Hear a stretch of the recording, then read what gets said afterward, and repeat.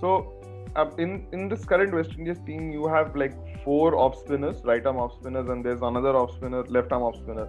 So, despite all these similarities, and I discussed this with Anisa as well, despite all these similarities, there is still something that keeps you guys different from each other.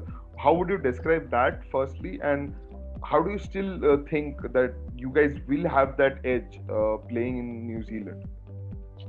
I think if you look at it, even though, like you said, we're pretty similar, we all have our differences.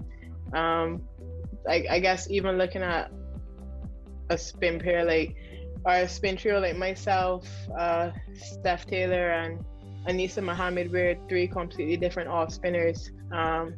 Steph, we like to say she bowls drifters sometimes, not necessarily turning the ball, and then I guess myself, I'm going to be a bit quicker a lot of the time than Anisa would be per se. So I think we all bring something really different for the different to the table. How much do you think spin will play a factor in New Zealand? Because for all the cricket that we have watched in New Zealand until now, seamers seem to get more off the wicket in those conditions than the spinners. Well, I guess we kind of have to wait and see. I don't have too much experience playing in New Zealand myself, but like you said, watching the bit of cricket that's been playing down there, it has been pretty helpful for the Pacers.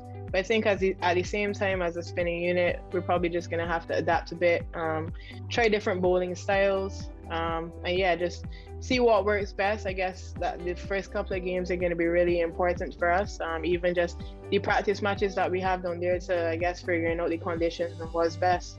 So, looking back at 2017, the World Cup in England, you guys did not have the best of World Cups.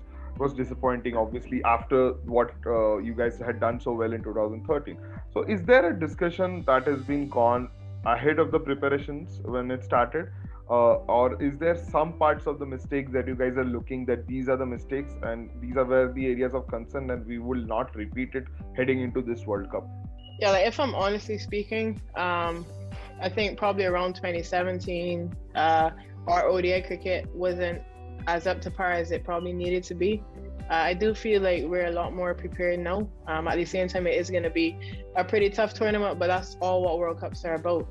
You're going to have to go there and you're going to have to play your best cricket 90% of the time to be able to stand any chance at competing, and we're just really going to have to go out there and do that. I think as we looked at, we had a pretty good 2021 against the opponents that we came up against, and we just have to be able to try to take some of that form into the World Cup and put on some good performances and I guess be able to execute really well. Our senior players are definitely going to have to come out on the park and step up regularly. But at the same time, I think going into the tournament as underdogs, I would say, is going to be pretty helpful for us. I guess it kind of eases a bit of that pressure off of our shoulders. And yeah, hopefully we can create a lot of surprises and do really well.